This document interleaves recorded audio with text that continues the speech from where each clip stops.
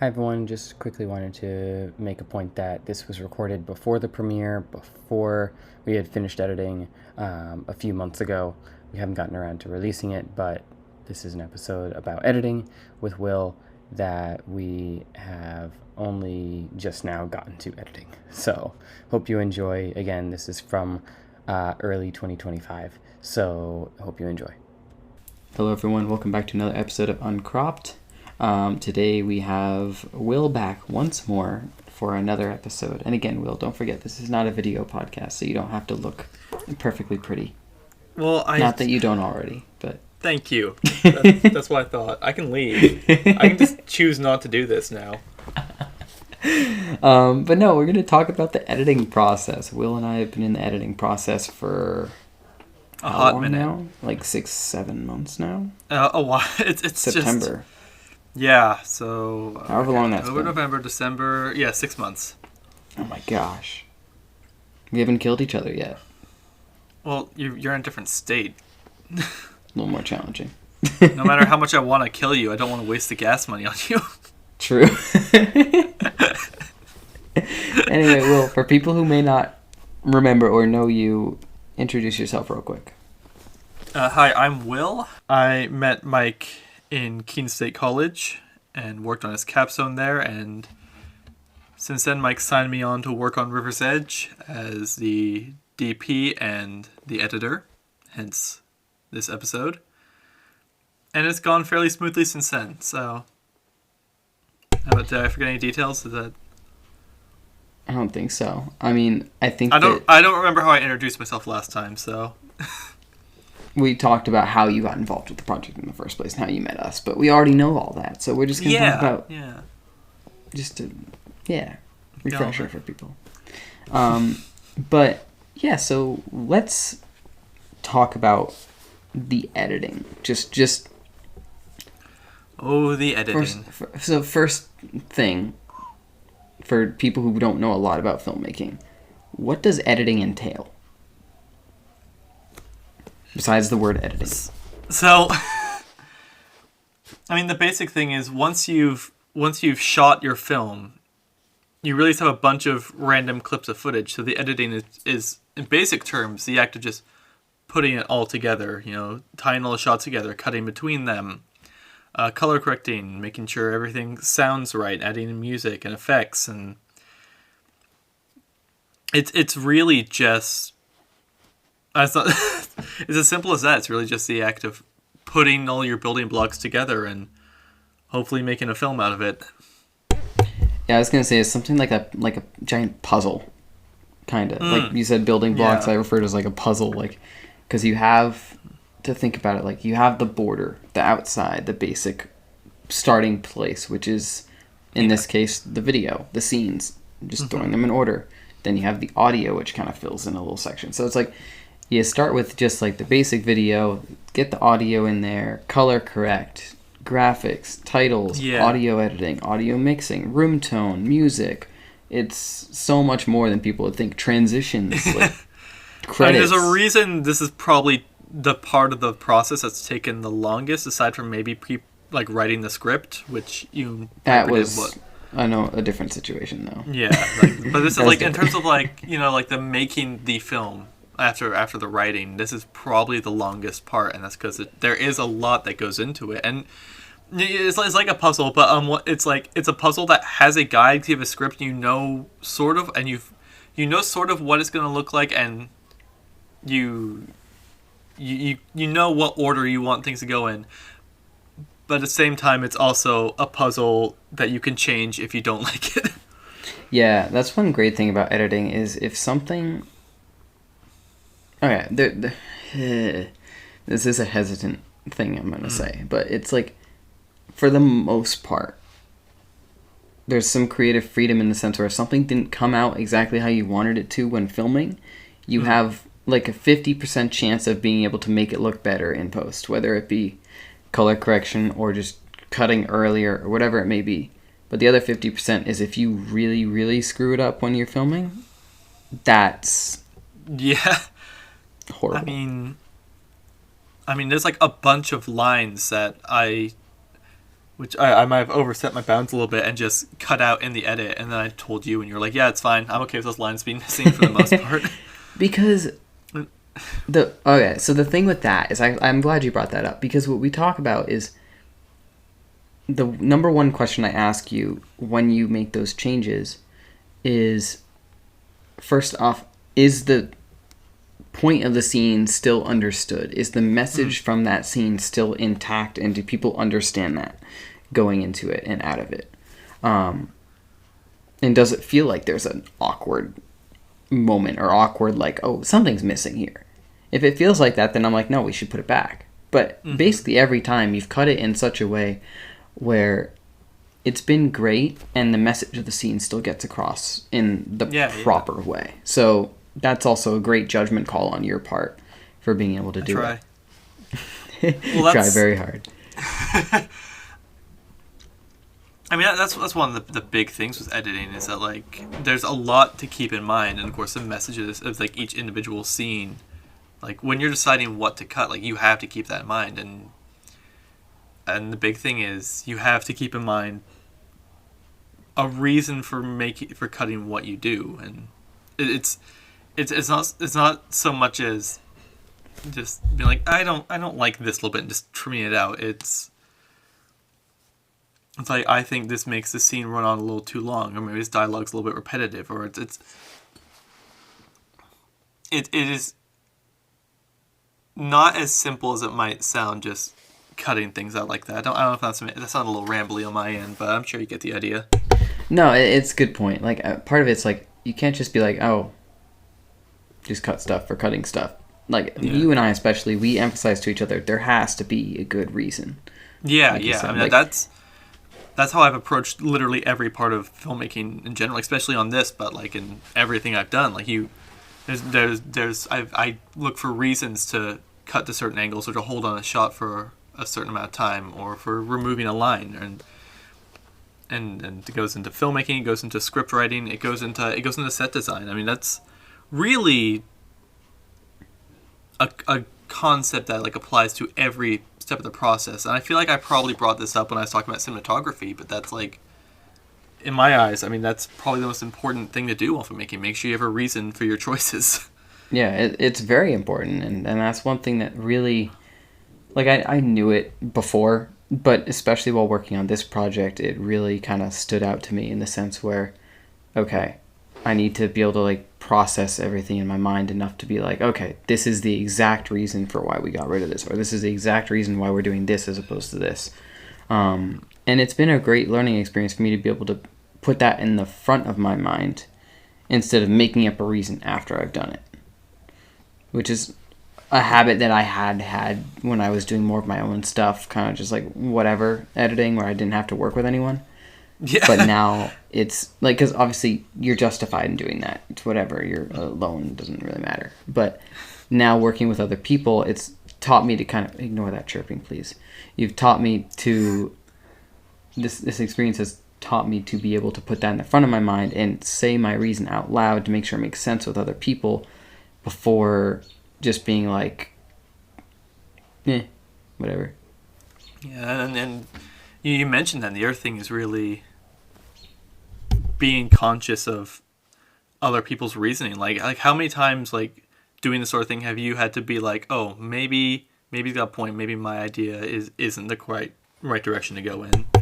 Yeah, and that's the thing. It's like you have to, especially when working this closely with people, you have to take their opinions into consideration.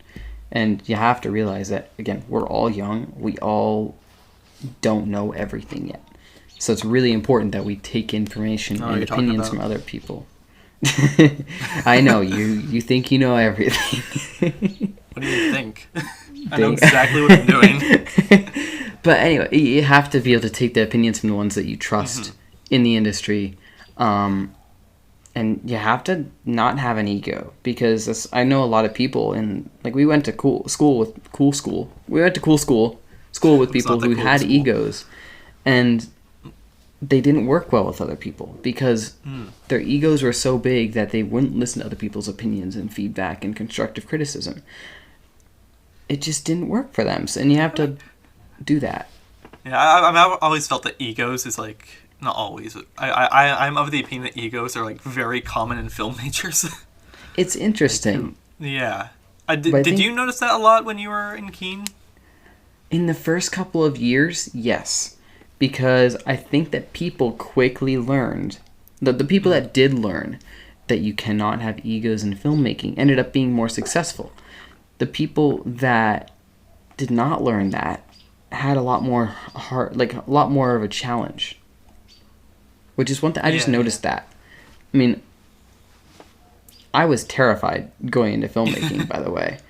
I knew that I had enjoyed it, but I knew for a fact I didn't know everything. I knew that was going in with the opinion that yes, I took some film classes in high school, but these guys know so much more technical stuff than me. All the terminology you guys still know better than me. So I know I'm not the best. I know I'm going to learn from you guys. As frustrating as it may be, because I have some great idea in my head, and you're like, this wouldn't work. And I'm like, ugh, I just want it to work because it looks so good in my head. It sucks, but you have to understand that. And I that mean, it applies was your fault especially for to editing. involving probably the most opinionated person on set Yeah, into like that every major part of production. that was a decision. Yeah. It's But it working out, worked though. out so You know it is. far. So far, so good. Knock on wood. I haven't been fired yet. Yeah. So, yeah, the day before we export, you're fired. Mike, why am I not credited under editor? You're About that, fired. Will. You did 99% of the work, but the last day you didn't export because I fired you. But, so let's go through beginning to end kind of our process with editing. What did we start with? So first off, let's talk about our organization. We did a rough cut, refining 1, refining 2, refining 3, and we're on refining 4 now, which would eventually be the final cut after some super final touches. So Hopefully. technically, it'll be Unless 6 something cuts. goes horribly wrong with refining 4, we end up with 7. But so the way it started is, well, we got all the footage and we put it on our hard drives. And so like we put a different folder for each scene. So I think there's 78 scenes in a film, and one folder for each of them. And there's another folder for B-roll, and there's another folder for like random bits of audio and whatnot. And there's like 20 other folders for 20 other different things, and I can't remember off the top of my head. And like the hard drive sitting right in front of me, I could probably just plug it in, but I'm not going to. And I mean, so right off the bat, it requires a lot of organization that you have to take seriously, or it's gonna go to hell really fast. I mean, we had problems pretty early on because like people would add folders, or like folders would be added on one hard drive and not perfectly copied in another, and that messes with Premiere Pro for whatever reason. And so Yeah, it's any single letter or digit or like slash just messes with it. yeah, so I mean, even aside from getting things in the right folder, you need to like format the titles of the shots perfectly, and you need to make sure they're all like everything needs to be completely exact. And that's kind of a side note to the whole thing. But beyond that, we started with just a very rough cut. So we just kind of put the scenes together. We didn't color correct anything. I don't think we did any audio. We maybe did some light audio, maybe edited room tone. And we started that actually in July. Sorry, we started in July, I just realized, right after we finished. Right, like a week and a half after we finished filming all of our stuff in Maine. So we did editing between then and filming in August. Yeah. We put together most of it, and then we got the rest of our footage in August, and got that rough cut, got an idea of essentially how it was going to be organized and go together. And there's at least 1 or 2 scenes that we actually changed the order of. People won't notice, but scene 28 actually comes after scene 30 at this point. So you won't know for sure. People. You won't know for sure which one unless you count the scenes one at a time. But that is the case. Yeah. So we ended up, I think, having a rough cut done around August 20-something. August 17th, I think. I mean, and that's like one of the fairly quick bits is actually quick because you know what shots you want to use, and it's you're not doing any like intensive work to it. You're just putting the shots in place and cutting it, and that's one of the easier bits. Yeah. And And then after that, once we got the whole thing together, it was a matter of doing our first pass of color correction and some light sound editing, which Dylan handled because I hate sound editing with a burning passion. But just went through the whole film, color corrected the whole thing, cut down places, and boom, you've basically got your first cut, which is color corrected and cut together. And from then on, we exported it, we watched it, we took our notes on what we want to change. I think you Lots had like of notes. 1 page, and I had 12. No, I had like 5 or something. Oh, okay. Yeah, no, I think it came later. Because then the next time you had like... You didn't have a lot, but then I still had like 9 pages of things I wanted to edit. Yeah, well, you're looking more color correction. I'm looking more story-based and audio-based. So we're kind of looking for different things. That's one thing that's interesting about our notes is you'll be like, I have 12 pages of notes. I'm like, I have 3. Yeah. So it just shows what you're looking for versus what I'm looking for. Also, I don't really look at color correction too much unless it like really stands out to me because I'm colorblind. So I try to ignore color correction and let you handle that. But basically, like, if something looks weird, like cropping is weird, or basically anything else I'll look at. But 90% of your notes are color correction oriented. Yeah. And it means... You might think that, like, people listening, I mean, might think that, like, oh, well, you color corrected it. Why would you want to change it afterwards? And because sometimes we make poor decisions at the time, and we have to rectify those later. But the other thing is that... For whatever reason, it looks a little... After exporting, like, things look different on different screens. I do need to talk to you, like, should we, like, test the film on, like, a movie theater screen and see if we need to change it from there, or are we worried about that?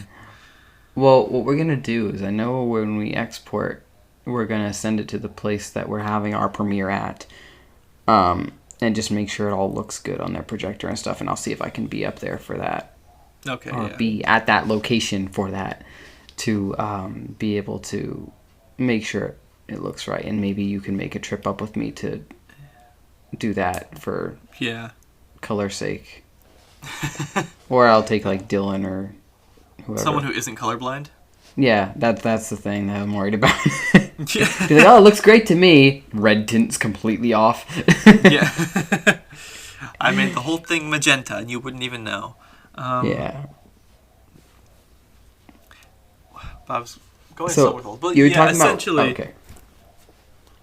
But essentially, not to cut you off from answering the question I asked, but it's just a process of making your changes, exporting it, looking it over, and being like, okay, these bits need a little more work, and that's the bit that really takes up your time, because that's when you start doing the intensive stuff. And we ran into problems in a couple places for sure.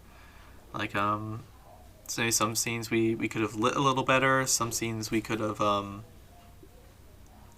scenes just kind of in weird places, so the color was off. Like the sun was the bane of my existence for a while. Yeah. Brightly colored shirts are AKA scene monstrous. 1. Scene 1, yeah.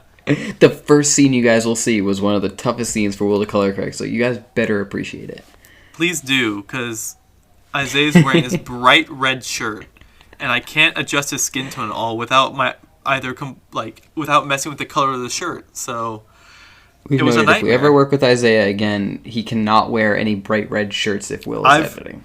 I've been making a list of things to bring forward in the future of how to do things a little differently. Yeah.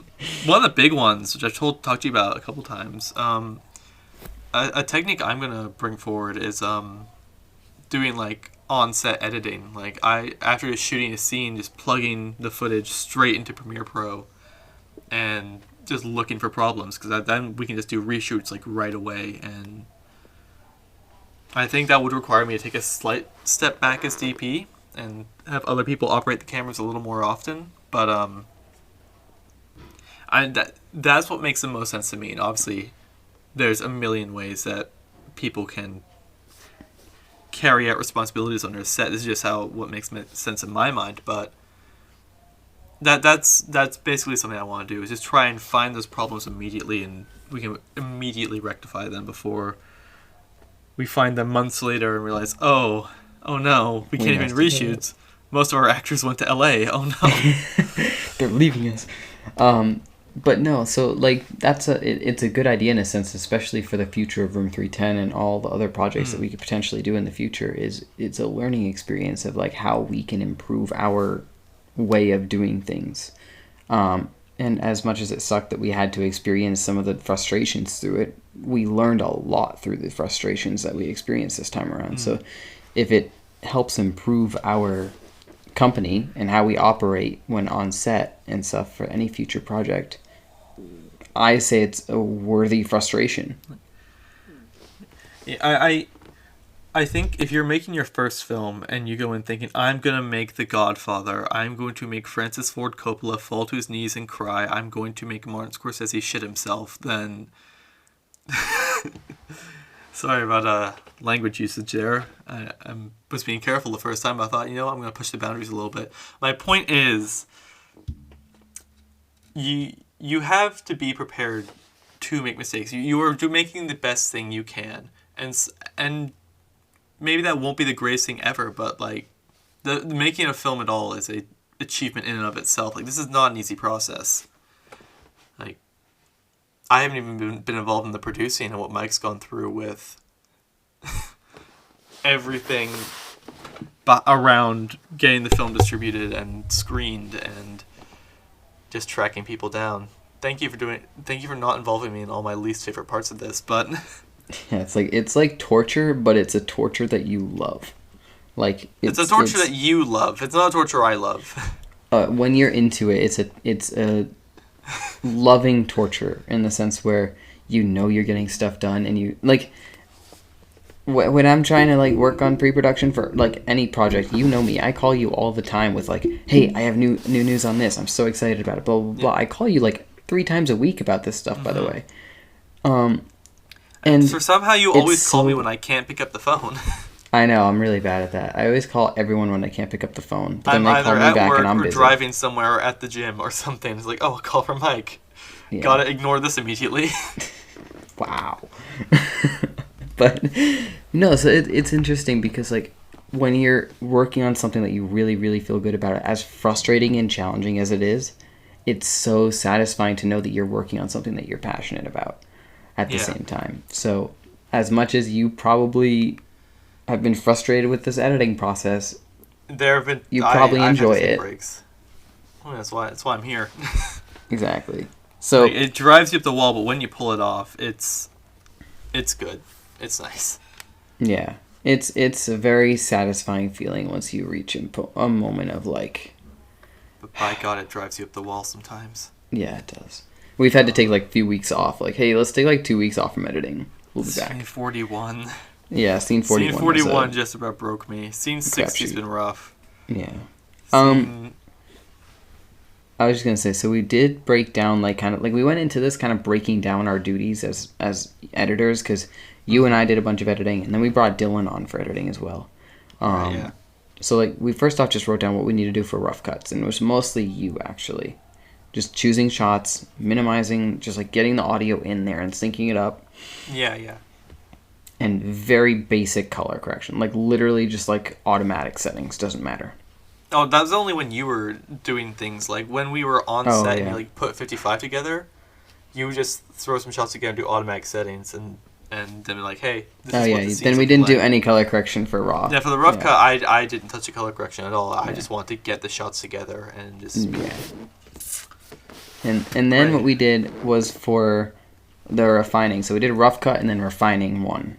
Refining 1 is when we took over new duties, where you would do color correction, I would do transitions, Dylan would do mostly audio, and then I would do titles as well, like the credits and such. So once we got into that rhythm, it worked pretty well. Really efficient, like every meeting we'd have. Like I'd be like, okay, Will, what scenes have you done color correction for? You'd be like, I've done 1 through 20.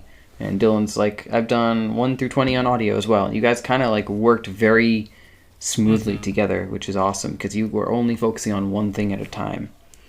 And the only thing that was tough is the coordinating who's on the Premiere project, because it's a team project. Because only one of us could work on it at a time for whatever reason. I guess that probably makes sense. I don't understand enough about how Premiere Pro works to... It makes sense. It's just a little frustrating because you and Dylan are both night owls.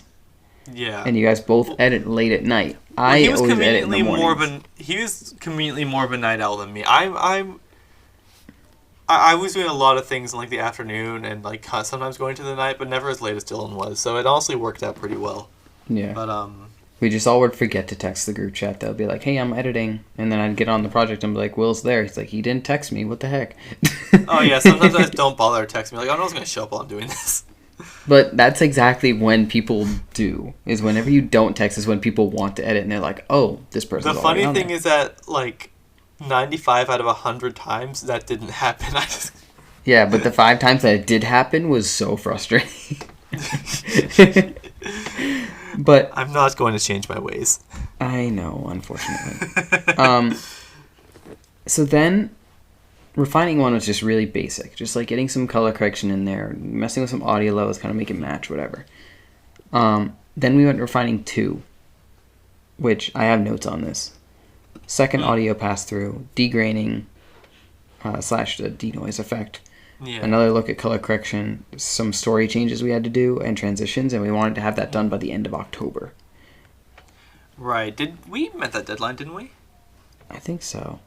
I think what we were doing is getting it. I think November 1st was our deadline, because it says Will goal for 11-1 and Dylan goal for 11-1. Done. So I think we just exported that. Yeah.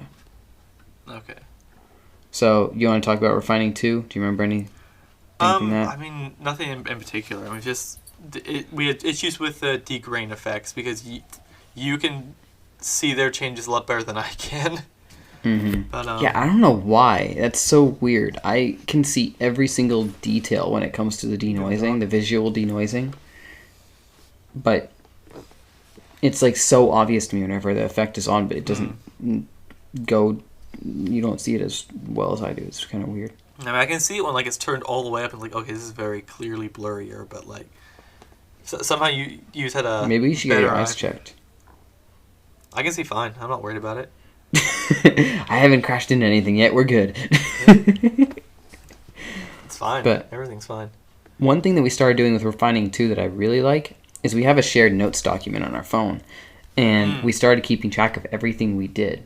So that's right. So we had on the 18th, scene 1 color was revamped, cache had a line removed, establishing drone shot for scene 2 added, runtime remains exactly the same, and that was like Will, and it says who did what, like on. When was the last time I touched that note? I haven't needed to use that note in a little while. Yeah, because we kind of like do everything together now. Yeah. On like we're kind of beyond 2nd, the point I replaced scene 1 with an updated intro sequence that we previously discussed. Like all this stuff is like tracked through the refining 2, which is awesome. I'm really glad that we did that. And then so refining 2 was kind of just addressing concerns. I think we had a lot of story changes that we had to address there as well. Like scene 22 was a challenge, and to be clear, we didn't change like the plot of the film. It's just, I think it was like adjusting like scene 22 is like heavily edited. Like a lot of it's cut down in places, and a lot of that dialogue kind of got reworked and shifted around. Yeah, it's just adjusting the dialogue to sound better and more smooth and make the story feel a little more concise and less dragged out when it's unnecessary. And of course, the basic act is like getting your big issues out of the way and kind of focusing in more on like those harder to deal with issues until hopefully they're all gone. And like we've had a couple issues with like my reflection being in the car or things like that. That's something we had to deal with. Those weird little spots in scene 45. We finished those, right? No, you still need to fix that actually. I don't know how to do this morning on editing call, but I forgot.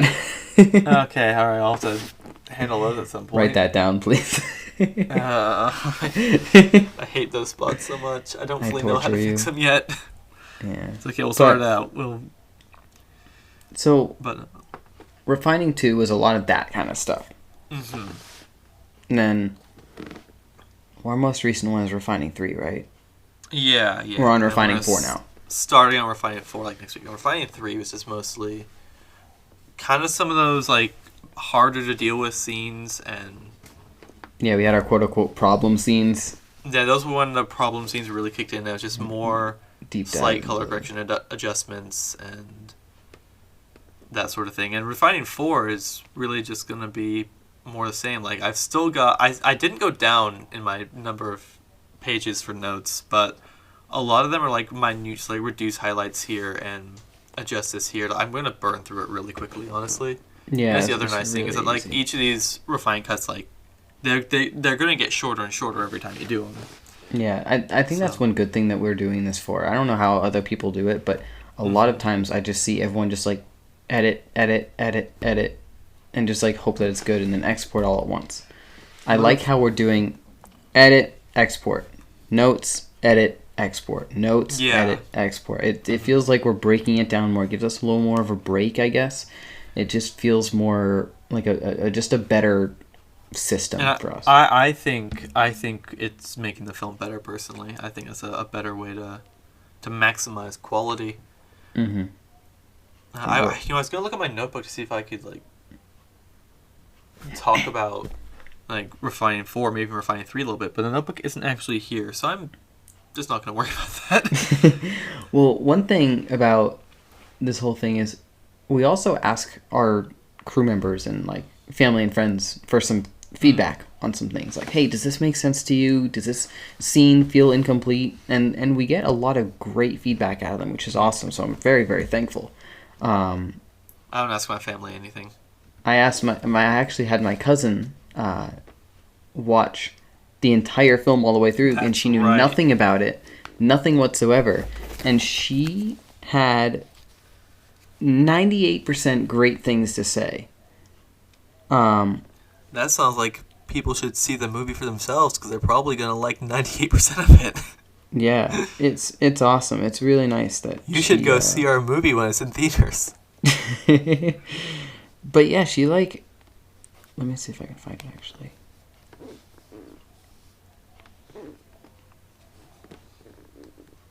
Yeah, she had a lot of really great things to say. There were only a bunch of questions where she was like, hey, like, there's supposed to be music here, and we haven't finished music yet. We're in the process of that.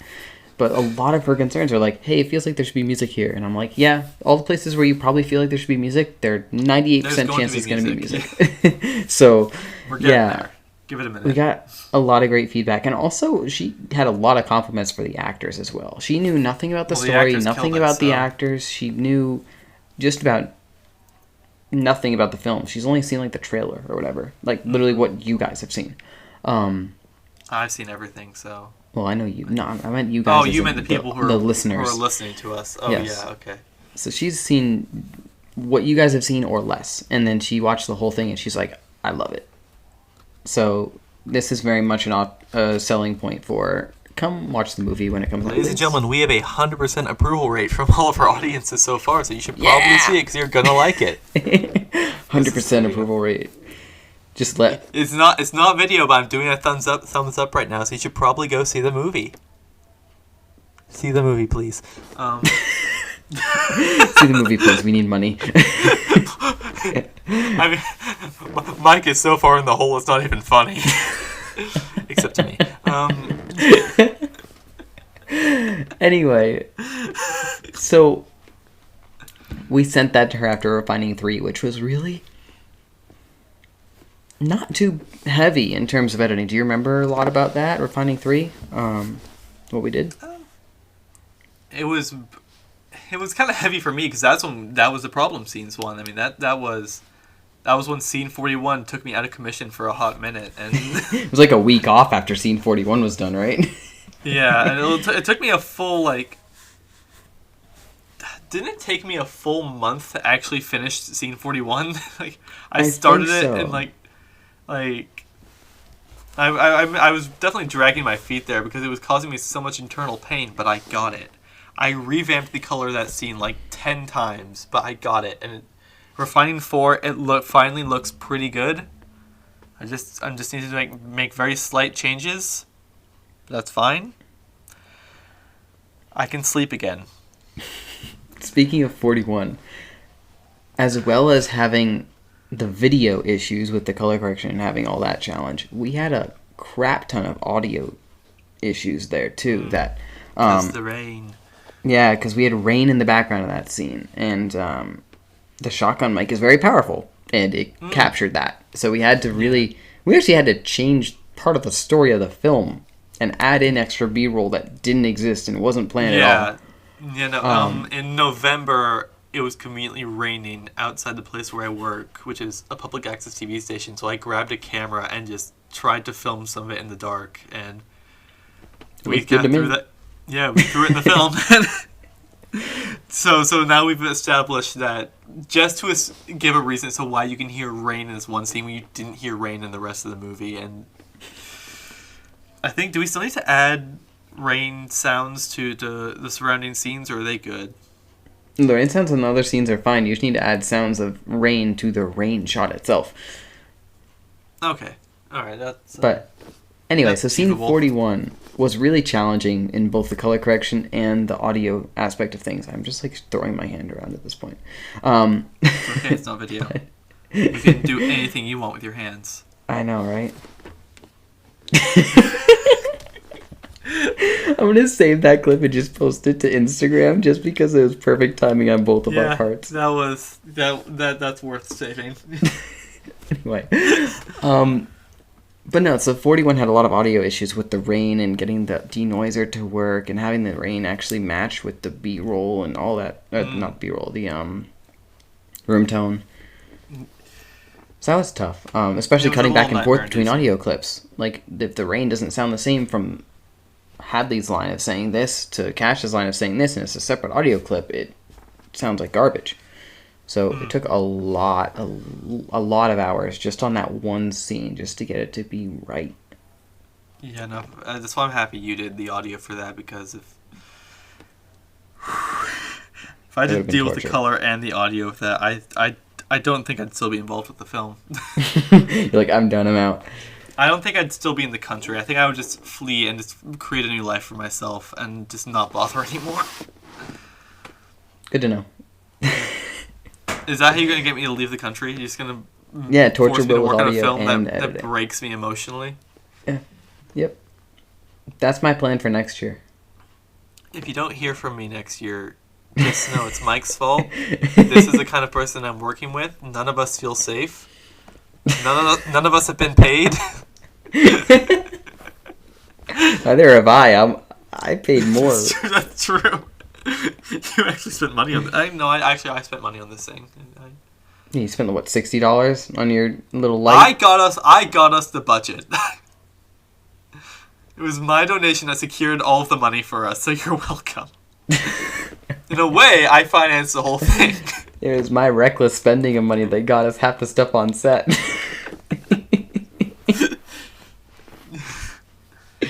Anyway, yeah, there were a lot of problem scenes that we had in Refining 3. We had 22, 41, 60. 15's has issues, honestly. 28's been a bit of a kerfuff now and then. What am I forgetting? 77, nightmare scene for me. And really just the things here, before wait, I have a list of them right here. One sec. 17, 22, 37, 41, 55, 77, 18. Those are all of our... 18 is more of a problem for you. It still is audio. I need to go a deep dive into that. But anyway... 18 came out great on my end. Yeah, it looked great. It's been going fine for me. So what each of these problem scenes got from us, because they're so special, was an entire 2-hour-long editing call dedicated to just those scenes. So we'd spend 2 hours looking at 77. Sometimes, yeah, which I don't remember which one we did more one on. 41, yeah. Yeah. But so we got a lot of individual time on just those scenes. Scene 17 was a notable one. 41. I think that our biggest ones have been 41, 60, 22, and 77 on my end. I think those have been our toughest ones. I agree. Yeah. Like, I mean, so those are like 17. Like 17's audio was messed up after refining 2, I want to say, and so you can argue that was a more obvious issue, it just didn't help. I feel we kind of fixed that one up pretty quickly, but like. Yeah. And we only have small adjustments to make on that scene anyway right now. So yeah. Again, we've made a lot of progress since Refining 2 especially, but Refining 3 even, we've made a progress since then. Yeah, and hopefully, like, I'm hoping that by the end of Refining 4, like, I'm going to say 50 of the scenes are going to be completely fine. There's already a couple scenes I have nothing I need to change on them, but I'm going to hope getting that checklist out. At least 50 scenes are going to be done by the end of this one. Yeah. And I'm not against the Refining 5 personally. I'm not against it either. I mean, it's always better to have another opportunity to check everything through and just do it. Because, I mean, we're pretty close to done with Refining 4. We just need to deep dive into if we get to like a Refining 10, that's fine with me, because, you know, we're going to get a little closer to making it perfect. Do we have time to get to Refining 10? Probably not. With the final cut, we need to be exported by May 1st. So I can say that, at least. But we need to be done and exported with the film by May 1st. I can't say anything more than that, but yeah. But no, so that's one thing about the refinings. It's been really helpful. Like right now, we're refining 4, and we've all watched the movie entirely through, taken our notes. But the one time for this refining, right? Yeah. So we've watched it through this one time. I might watch it through another time to take any more notes I may have. But written down our notes, shared them together, and just that's gonna be a matter of I'm just gonna start up this weekend. I'm just gonna start going through scenes and hopefully not get held up on anything. Yeah, and actually this is the time where we're kind of letting Dylan kind of ease out of editing, and I'm gonna take some of the deep dives into audio stuff just because there's a lot less to coordinate now. Yeah. I mean, Dylan's job here is done. He's done his work and he's nailed it, and we can handle the rest. It's just gonna be a lot easier to coordinate it for sure. Yeah, it's one less person to have to worry about, like, who's on the project. One less person to have to worry about how they're doing, all that kind of stuff. It's one less person to schedule meetings with. One less person to. Yeah. So it's easier in that sense, like, because right now there are 1, 2, 3, 4, 5, 6, 7, 8, 9, 10, 11 scenes I need to do a deep dive in audio-wise in the next, like, week and a half. So, yeah. That's one thing. We set ourselves deadlines. I don't think we've extended past a deadline yet. Maybe once by just a week because we were, like, so ahead or whatever. Yeah, but we've done a really good job at staying with our deadlines, by the way. So great job. Thank you. It's because I don't do much with my free time. Sit there, watch movies, write movie reviews. Yeah. Edit a movie. All movie related. Oh, and dog sitting. I do a lot of that dog sitting. Too. Yeah. That's fun though. You get to enjoy that. Yeah. But I've got one of my dogs on my bed behind me, and I've also got a bag of chips nearby him, so I'm keeping my eye on him because I know what Jasper's like. Oh, I know it too. Trust me. Yeah, we've had to delay a couple calls because I've had to chase my dog through the neighborhood. More than a couple by now. Yeah. You little fussy nightmare. So, one more thing to talk about is we're almost done with Refining 4. We haven't really started Refining 4, but it's not going to take us very long. Exactly, so we're almost done with it, basically. But how does it make you feel to know that we are about, 85% done editing an entire movie? The way my brain works is the significance of it is not gonna hit me until it's either done, or we are in a theater watching it. Yeah, it's I'm just starting gonna. to hit me as we're within like 2 months of exporting that I'm like, holy crap, we've edited a whole movie in 6 months. It's a terrible answer to the question, but no, I'm just gonna keep as a business as usual mindset. Not a big deal, just doing my job until we get there, and it's not the worst way to do things, I find. So it Hey, works. everyone processes things differently, so it's okay. Or maybe I just don't care. That could also be it. But you're still helping Yeah. me, so it's okay. Yeah. But anyway, I so still need social interaction, Michael. that's why we call 3 times a week There's for an not a hour lot and a of half. people up here in North Vermont. I know. The dogs don't talk to me. I do what talk I to them, can. but they don't talk back. I do what I can to help you. They only run away from you. Only one of them. The other two 'Cause just he's a they're little- like, I'm the distraction for the other one to run away. No, I think the other two want the other one to run away. Yeah. Perfect. You're a Anywho. little ADHD dog. You get easily distracted. You're dumb. You heard that Will just insulted his dog on a podcast. He's a Labrador. He's an idiot. But anyway, like, I don't know. It's kind of like hitting me the past few like weeks that we're like almost done with a movie. Scary. It'll hit me sooner or later, eventually. But I'm diving right now into like, or I just kind of finished like diving into reaching out to people about screenings and all that kind of stuff. So my mind's been occupied by other things, also moving apartments, all that kind of stuff. I've had a lot going on. Yeah, you're doing that too. Yeah, tomorrow. So there's some benefits to living with your parents. Yeah, you don't have to spend money on that. I'm almost 25. It's okay. Remember, kids, this is what you're signing up for when you become a film major. Honestly, though, I guess from what I've heard, very off topic, a lot of people our age are still living with their parents because it's more financially beneficial, which makes total sense to me. Yeah, I did. You should not be embarrassed. The housing market is not been kind to our generation. Yeah, when it's like $1,800 for a 1-bedroom apartment and $1,500 for a studio, that's insane. Yeah. Unless you're making like $60,000 a year plus, But out of college. You need 5 years of experience for that. Yeah, right? It's crazy. Anyway, sorry. Back to This is editing. gonna get depressing real fast. We should change. Yeah, we'll go back to editing. So, what has been the most challenging, besides Scene 41? What has been the most challenging aspect of editing for you, like in the process that we've created here? Getting up at 9:30 in the morning to get on Zoom meet calls. That's not really a challenge because that's just Me being your alarm clock. I don't really want. It's not a challenge. I resigned to the fact that I don't take it that seriously and show up 5 minutes late every time. Do you want to tell the story of how every single time we have an editing call, I call you at 9:15 and I wake you up, make sure you're awake and ready to go? You don't wake me. I'm already awake every time. It's just I haven't You always just don't bothered answer to half get the out of time, so it bed. makes me think you're still asleep.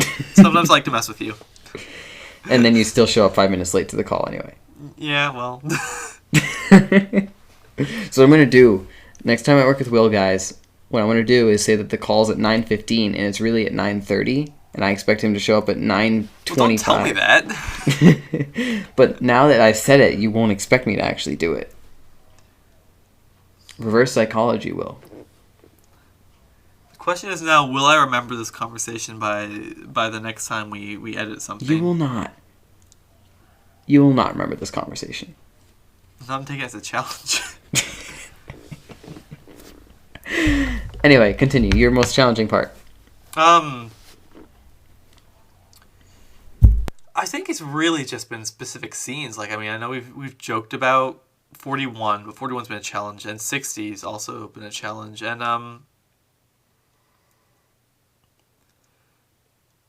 I think that and living with my regrets, things I should have done differently. That's been tough. It's like as soon as we're doing this, like we're seeing a bunch of footage, we're like, why did we do this? We should have done this. Why didn't we get another take of this? Why didn't we get this extra angle? There's so many of like, why? But again, learning experiences. Learning experiences, yeah. So, yeah, that was a good challenge, though. I like that answer. I'm going to say my biggest challenge was... Working with me. No, it's actually been really fun working with you, honestly. Aww. Even though it's like virtual, it's been really fun because also, like you said, social interaction for an hour and a half every other day. That's also nice. I don't get the opportunity to ruin my knees in softball, so... Yeah, or get turf burn on your arm. Yeah, I noticed that. Yeah, it's bad. You know, you guys are lucky that it's not video. His arms are... Ooh, God, the left one is... Yeah, bad. Yeah, that's not pretty.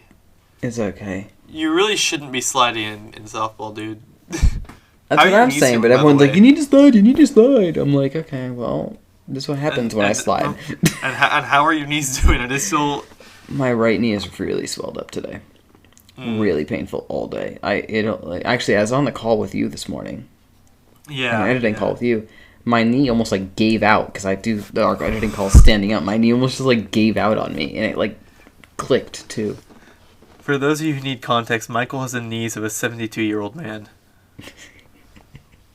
They did say I have like a middle-aged person's knees. Yeah, based on the X-ray. They're like, yeah, this is not a 24-year-old's knee, 25-year-old's knee. Your knees are not good, and you still give your all to softball, and I respect it, but like it doesn't hurt in softball. It's always after it hurts. I mean that's how it goes. It's like the hangover of softball. It's exactly. Well, I don't really drink, but what my hangover is after softball pain from knees. But yeah, so I don't know, my favorite or my most challenging thing was probably 17 actually. Yeah, 17 actually, story about 17. 17. So 17, we shot in Maine in our first half of filming, or first 85% of filming, and we realized it was horrible. Sorry, it wasn't horrible. We realized there was a continuity error, which made it horrible. And then we realized, okay, we're still filming in August. It looked great, I will say. It looked great. I think I shot it pretty well. Oh my, that was one of the few scenes that we got ahead of schedule in shooting. And so you're like, oh, let's try this angle, let's try this angle, let's try this angle. Half the angles I didn't use in that first cut. And... Yeah. But, like, part of it was... It was horrible to me because I hate continuity errors. Hate. You know that, Will. I'm a stickler for continuity. But there was a continuity error where Cash was wearing a hat when he shouldn't have been. Well, he was wearing a hat in 17 and not wearing it in 18, and it was like, oh, yeah, dear, that's basically, yeah. So that's what it was. And then we were like, well, we're still filming in August. We need to find a basketball court, and we can just reshoot that scene since it's just Cash and Riley anyways. So we reshot it down in the Cape. We had to get permission from the town or whatever since it was a public place. No problems at all. Then, as we were filming, there was wind. There were cars driving by. Oh, yeah. There was a weed we whacker. Were by the water. There was a weed whacker. Oh, yes, there was. It was one of those tree trimmers. That's what it was. Tree trimmer. Yeah, that was not the first time in filming this thing that we got accosted by some garden maintenance electric tool. Absolutely the only time that we could have done it, though. There was no other time we could have filmed that. Wasn't that the last scene we shot? It was the last thing we shot, and then we all left. Yep, we literally filmed it on our way out. So we did that. And the reshoot came out well. It was just, again, the audio. But we were able to... The audio was a bit of a nightmare, and somehow we almost pulled it all together. There's one little blip that we need to look at a little bit, but it shouldn't be too long. Which is just like involving a basketball pass, but like that's like considering like how it was after refining too. Like we have background noise with like this changing every single take. Like you hear the cuts every single cut, and yeah, and honestly, like. Dylan did a great job with like the starting of editing for audio.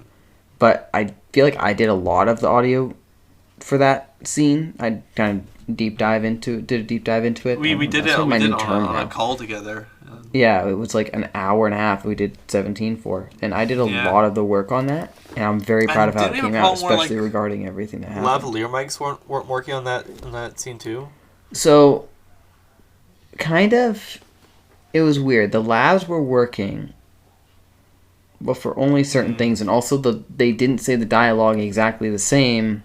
Oh, so it made it harder for to cut each between stuff. take. Yeah. Because one great thing about improv that we did with our actors is we let them have the creative freedom. And they did a great job, and they made it run really, really smoothly. The negative side is if we're trying to match something up like that for audio, and it doesn't come out well in one take, but it comes out better in one take, but you like the video from one and not that they sometimes will not line up their audio properly because they the line a little different, or the pause is a little different, or they phrase something differently, which is fine. Creatively, Yeah. yes, it's fine. But when it comes to editing, it's really challenging because if like we've had a couple times where we're just like we have to like deal with how this is said. Yeah. But it's fine. It's nothing bad. It's just like a personal preference type thing most of the time. And there's one shot in 17 in that reshoot of 17 too where it's the one where Cash has to make a basket in the scene, and I think on set I had the idea, what if I take the gimbal and like kind of walk up behind him leading up to the basket, and on the first take he completely nailed the take and everything. It was perfect. Yeah. I loved it. It was a great idea, and it was executed really well. I think it was the second take, actually. Oh, maybe it was the second The take. first one, it hit the backboard and rolled 30 feet away. I remember that. I think we had Or did we try that takes. second time, or we wanted to do a second take just to be safe, and the first take was fine, and the second take was that one? We have a few shots of just the basket. You see the basketball flying away in the background, like various angles throughout that scene. Yeah. But it was a really challenging scene, but we got it done. It wasn't very challenging until we got to the editing bay, or the editing software, and we realized how intrusive that background audio was going to be. But we were able to make it work. I mean, we used the denoisers, but not too much to be to the point where it was distorting the actual audio that we wanted to hear. That was where we actually really learned the difference between gain and volume in Premiere, and how well the gain did. We still have scenes that have the volume turned up when it's like, okay, we need to swap that to be gain, otherwise it messes with the sounds. But that's one part of my job, is to go through and make sure everything's fine with that. And I'm just going to keep on doing my color thing. Yeah, you can deal with your color thing, I'll deal with my audio. Okay. But no, that was my most challenging scene. What was your most enjoyable scene, or part of the editing software or editing process? I'm really happy with how 54 came out. That's a scene takes place in Hadley's bedroom in the later stages of the film. I'm not gonna... Can't really explain too much about what goes on there. I know but that one came together really nicely. There's another one I had to do some slight touch-ups to, but like it's been consistently good, which is nice because it's such a long scene. I need to refine it a little bit, but I've got a little hidden cut in 28 that if I get it right, it's unnoticeable and it makes me really happy. Just to make sure it's perfect. Yeah. There's that opening shot of 14. It's in the trailer. It's a shot of Cash sitting in the cafe window, and it has a weird opening, but I managed to like do wacky editing tricks to. Oh, speaking of wacky editing tricks, we're going to completely go off topic there. In 25, which is a spoiler, so I can't talk about it too much, there's a bit where someone runs out of a doorway and there's still like action happening like next to the doorway. And I was able to I did like this crazy masking thing that like extended like the pause between them. So like one thing happened, there's like more... Like, what the thing in Dory happened earlier, and there's more time for the other half to happen, and it's just like, it came together so well. That's just When through I saw masking that first, I was like, frames. "What in the world is this?" That's not how we shot that. These two things happened like one after another on set, and Yeah. I basically just, like, cut the shot in half and like changed the timing so one part of it happened sooner, and it just I was really proud of that. I spent a while enjoying it and patting myself on the back for that. Side note about 25. See, I had a problem every time I edit that. My parents would come in the room, and people are gonna know exactly what scene I'm talking about when. Listen back to this part of the podcast after you've seen the movie, then you'll know what he's talking You'll about. know exactly what I'm talking about. That made for some awkward conversations? No, I just kind of sneak around and shift myself a little bit. Like, I don't want to answer. I don't. It was a spoiler anyway, so I wasn't going to show them anything. But like, Yeah. I would have just like skipped to the next scene, and then as soon as they left, like go back to that scene. Yeah, but I can't mentally do that. I need to finish the scene I'm working on before I can work on the next one. Yeah. Well, so editing has been a process for us. It's an ongoing process and a half. We've had a really fun time, though, I think, overall. Like, we were able to make this be fun and upbeat. I know editing is stressful as everything. We had a lot of stress dealing with it. But we also had a good time with it. So that's one thing that I encourage people. Have a good time with editing. Have a good time with the fact that you control the entire film. And don't threaten to delete the entire movie when you get unhappy about everything. I didn't do that. What are you talking about? You didn't do that like 20 times. No, not at all. I never did it seriously. I know, yeah. Only threaten to delete the film if you want to scare the director. I ain't scared. And if you really want to go all the way with it, memorize where the undo button is. I also keep backups on my hard drive. I back up all the time just to be safe. And also steal your director's hard drives and mess with them. No, mine's right here. Where's yours? I stole yours. He's like literally right looking there. around like, where is it? I'm staring right at it. You look terrified. You're like, where is it, Michael? No, I was terrified because like, I can't think of a funny bit in time to make this work. So I just kind of had to not do a bit and regret my choices later, but it's fine. It's okay. Well, any other things you want to mention about editing before we log off? It's a shorter episode because we can't really say a lot about our How long have we been doing this for? An hour. Oh, so it's about the same as the last one we did. Our highest one's an hour and 20, though. I can think of 20 more minutes worth of content. I can't wait 20 more minutes before I have dinner, so... How about a big announcement? No. How many secrets can I spill right now? A lot, and I'd prefer you didn't. You could spill one. At least 4. Maybe 5. That one. Are we were you counting spoilers in that one? In that count? No. Okay, let's. So I 6. guess 3. Where are the other 2? Why are there 3 then? Now he's just really confused. Now I'm trying to figure out what I know. Well, I can't say. We should probably wrap this up before I remember. Yeah, we're gonna stop recording. I'm gonna tell you what you're missing. Yeah. That sounds good to me. Yeah, right. Because you're really genuinely curious now. Yeah, I am. Yeah. Anyway, well, thank you again for joining us, Will. We'll talk soon. It is a pleasure. I'll talk to you on Monday morning. No, I love serenading the people with my recollections of filming and editing Serenading and the right suffering. It is now. Alright, well, thank you again, Will. We will talk to you hopefully soon. And thank you, everyone, for listening to another episode of Uncropped. Don't hear from me again, I'm dead. Michael killed me. Yes, exactly. Thank you, everyone, for listening to another episode of Uncropped. We will see you next time. Please Bye-bye. watch River's Edge. Yes, please do. Bye.